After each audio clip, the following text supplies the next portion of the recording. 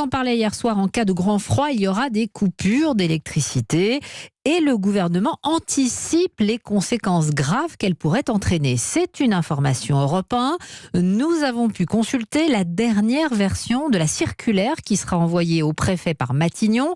Baptiste Morin, ce qu'elle prévoit ressemble à un scénario catastrophe. Oui, Elisabeth Borne place les préfets au cœur du dispositif en cas de délestage. Ils vont recevoir des cartes, des zones non couvertes pour pouvoir s'organiser du mieux possible. Mais ce document reconnaît bien que les délestages entraîneront en premier lieu une interruption des communications. Téléphonie et Internet ne fonctionneront pas dans les zones.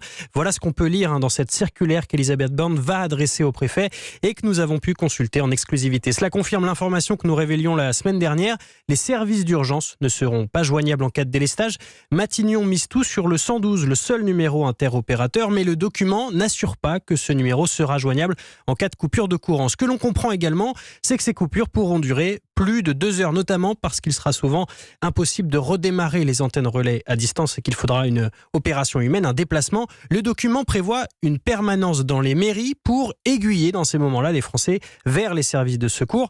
Il prévoit aussi un renforcement des centres de réception des appels d'urgence 2 heures avant et 2 heures après les délestages. Baptiste Morin.